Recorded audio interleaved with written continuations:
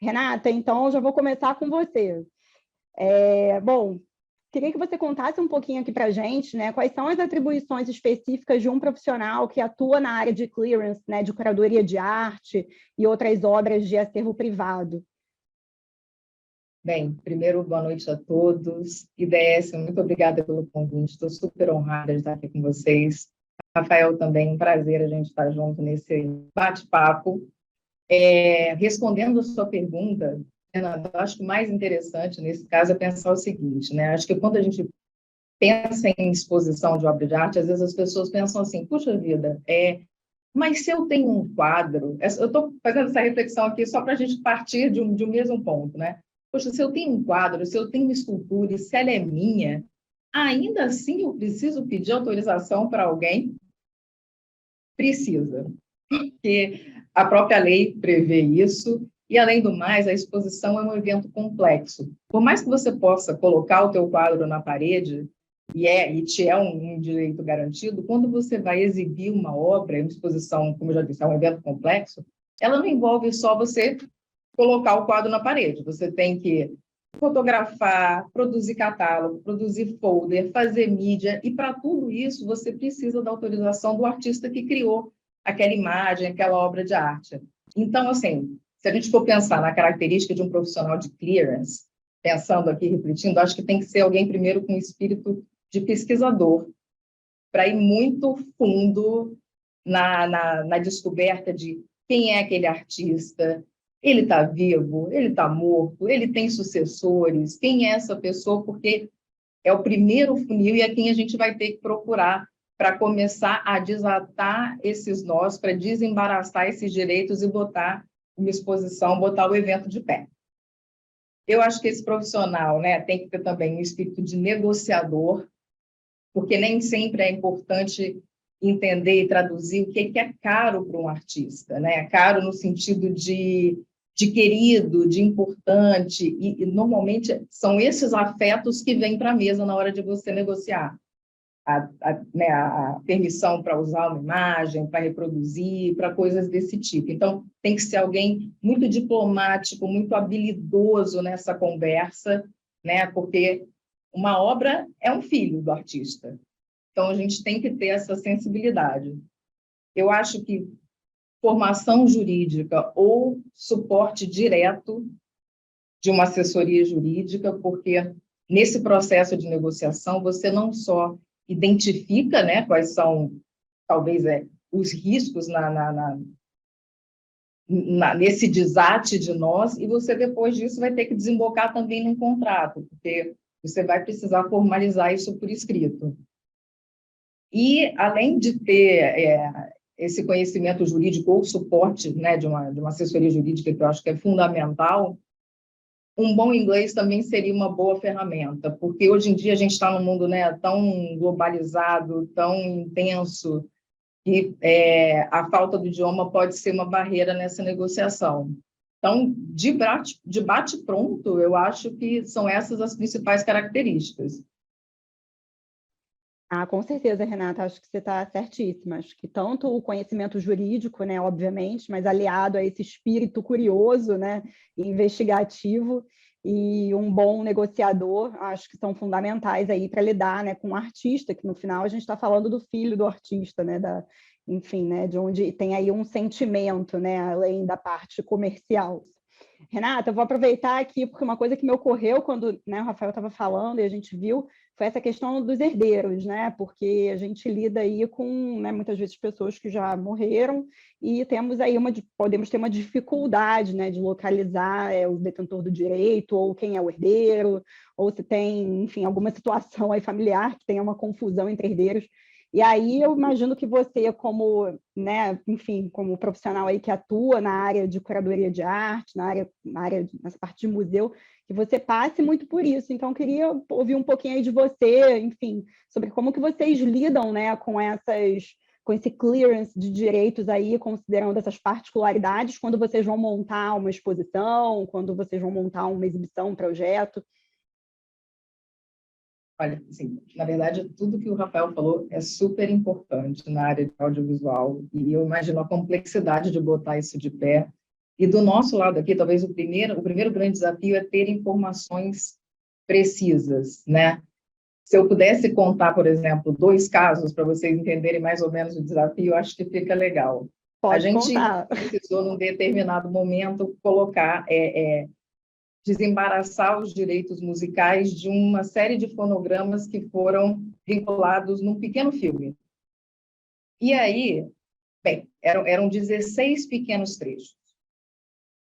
E aí a gente começou a tentar entender quem são os titulares desses direitos, estão vivos, estão mortos, tem herdeiros, não tem herdeiros.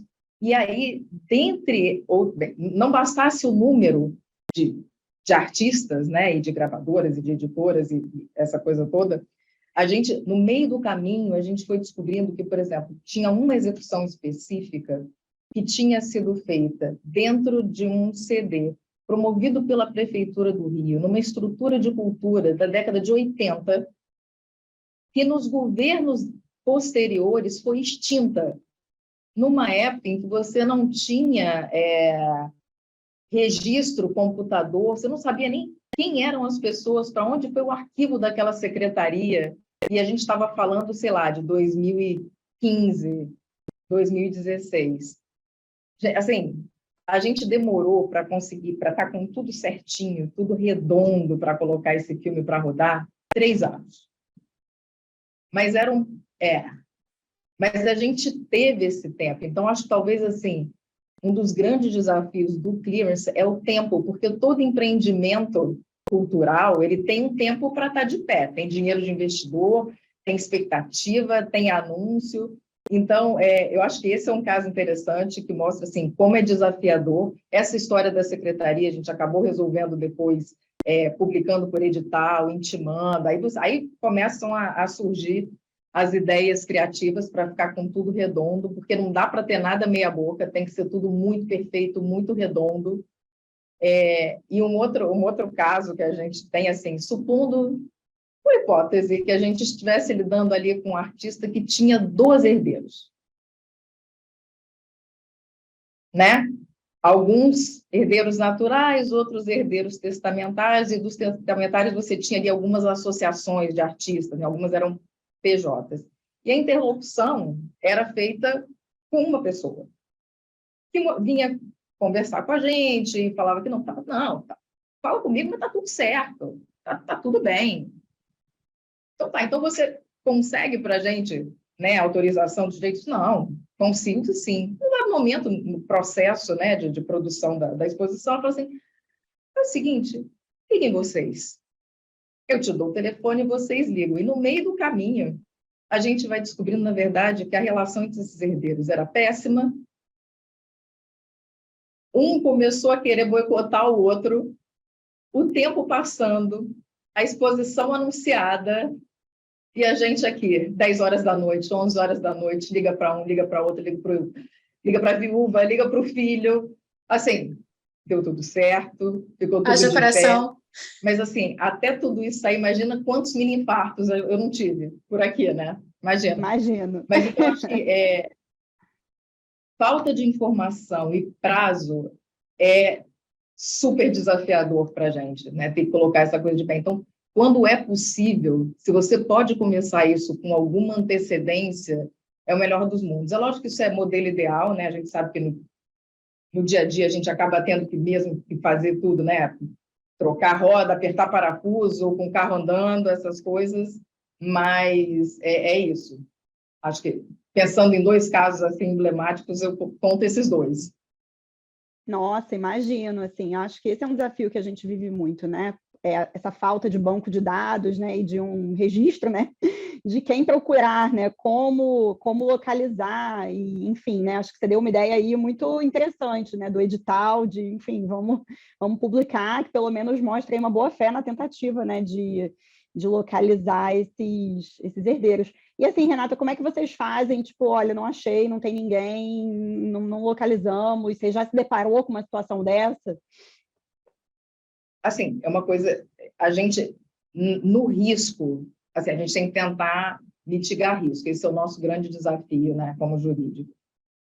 Se for alguma coisa que tem cheiro de risco, né, de risco à imagem, de qualquer tipo de exposição de risco, né, a imagem, a gente acaba optando por não fazer, ou pelo menos fazer de forma limitada, né, dar um recorte dentro daquilo que é seguro ou não é seguro fazer. Digamos que, por hipótese, a gente tem um quadro exposto lá e a gente conseguiu a liberação para ele estar exposto, mas não conseguiu a liberação para reproduzir, para fotografar.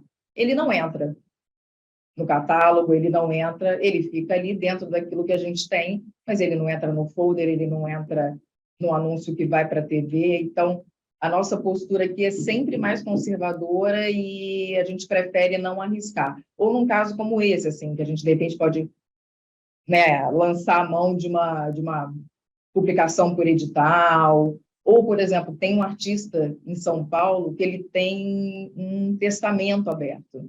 A gente consegue peticionar e depositar em juízo o valor dessa negociação.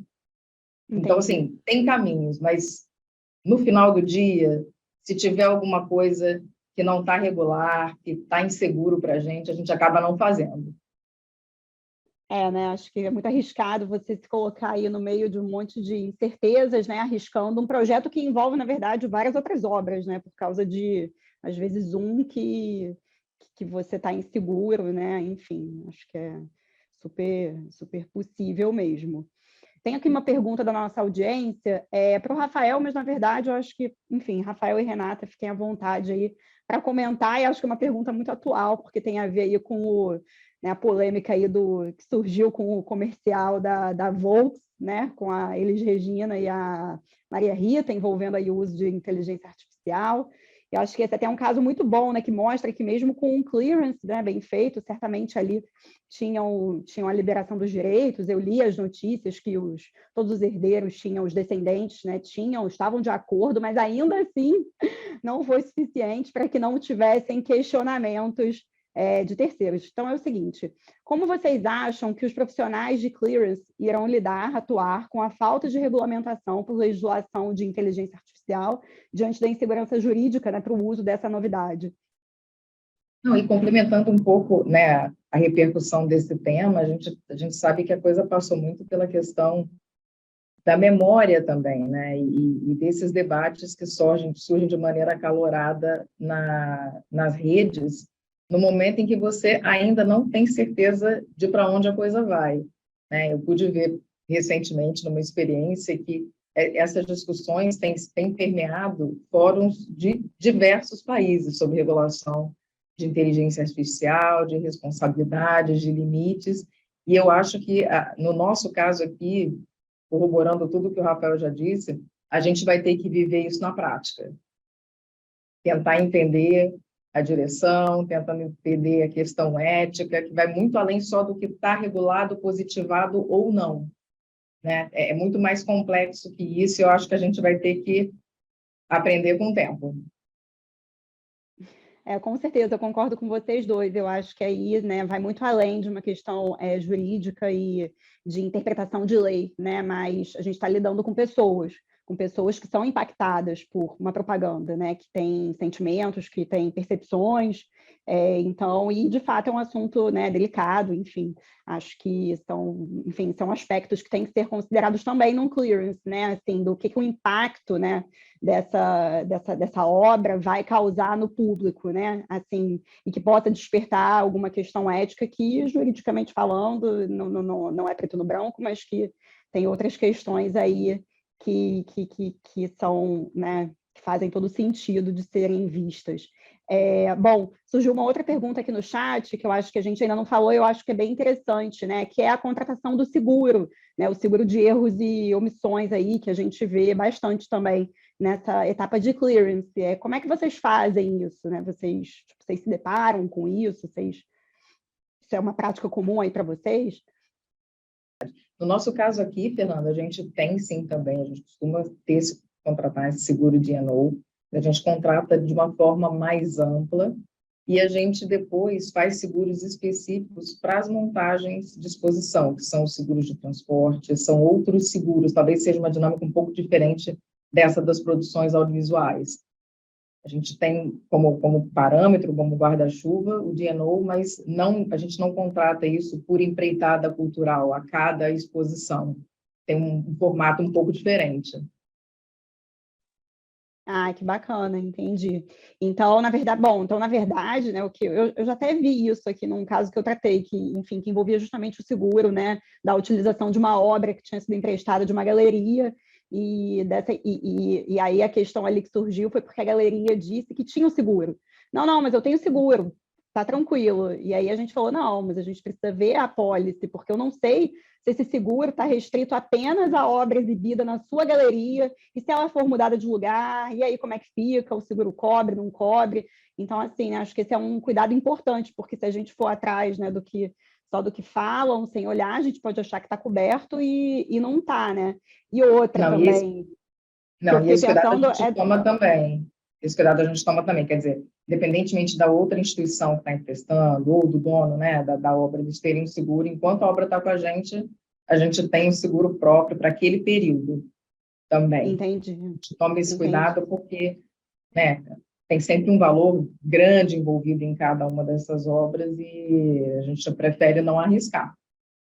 Ah, com certeza. Até porque a gente está falando de obras, né, que às vezes tem um valor assim, é difícil de estimar, e até com relação ao dano que foi, né, causado. E eu acho que essa pode até ter uma questão com a seguradora, né? Na cabeça da seguradora é um dano que pode ser reparado, mas na cabeça do artista, olha, você acabou com a minha obra. Esse risco aqui, né, esse furinho aqui inviabilizou a obra, eu preciso do reembolso total. E, enfim, você já acionou o seguro alguma vez? Você já precisou do seguro? Não, ainda bem não. Mas ver uma obra sendo danificada é de cortar o coração, né?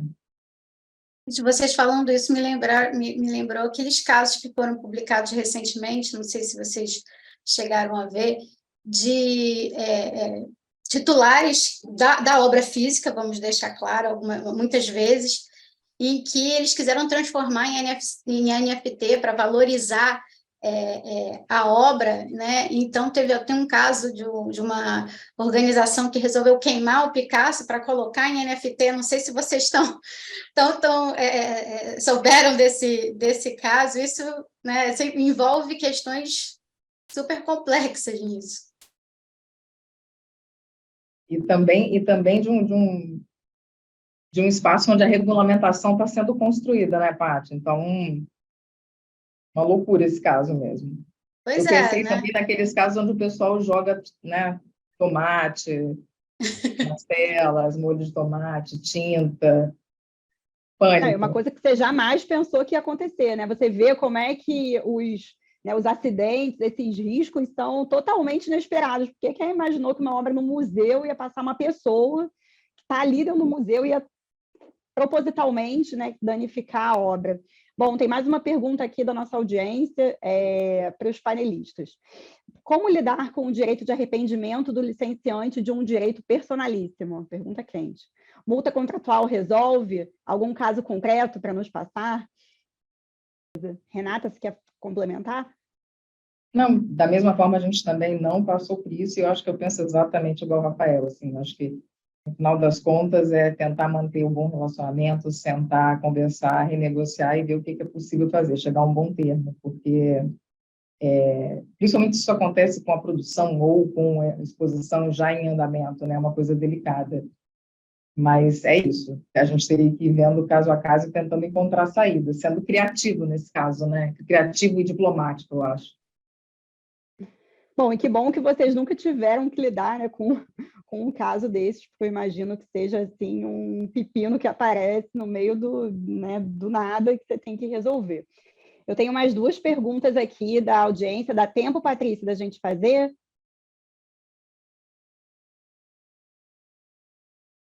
Acho que você está no mudo, Patrícia. 5 minutinhos para a gente finalizar aqui por causa do horário dos nossos participantes. Então, tá bom. Bom, temos uma pergunta aqui do Felipe. No caso de uma obra licenciada, qual o limite de intervenção que vocês concedem a uma personalidade? Ela pode revisar e vetar o roteiro, por exemplo? E você, Renata, bom, não sei se isso acaba fazendo muito parte aí do seu dia a dia, mas fica à vontade para comentar. não faz parte do meu dia a dia. E está sendo uma oportunidade muito legal ouvir um pouco mais, conhecer um pouco mais da indústria através de vocês. Isso fica bem fora da minha realidade, da minha rotina. Ah, que bacana. É bom aqui que todo mundo, né, vai incrementando aí o seu acervo também intelectual. Bom, vou fazer a última pergunta, então, que tem aqui no nosso chat, que é sobre a globalização no audiovisual, né? Se vocês podem comentar um pouquinho sobre o processo de clearance em produções que são feitas localmente e exibidas internacionalmente, via streaming, por exemplo, né? Cuidados, detalhes, o que muda aí em lidar com essa situação específica. Renata, antes de eu encerrar, você quer fazer algum comentário? Talvez se eu pudesse assim, trazer um pouquinho de curiosidade, né, sobre a minha área em relação a essa questão da globalização, que acho que talvez pouca gente conhece, é que alguns artistas eles também se associam como mundo afora, né, como a gente tem, fazendo uma analogia, como o ECAD, né? Então, é interessante também, na hora, como você falou, em termos de desafio de clearance, é tentar descobrir se o teu artista que você precisa licenciar está vinculado a alguma dessas associações e buscar associações estrangeiras que sejam análogas para você abrir com eles também essa negociação. Por que eu estou dizendo isso? Porque a gente teve, né, numa exposição específica, a gente tinha um artista representado por essa associação tinha uma interlocução com uma associação em Nova York que representava a fundação do artista. Então, entre uma ponta e outra, entre a gente e o artista, a gente tinha pelo menos 2 ou 3 interposições. Então, e isso também impacta muito no tempo e na entrega da negociação do direito. Por exemplo, nesse caso específico que a gente está te falando, a gente tinha um artista na Europa, um artista nos Estados Unidos.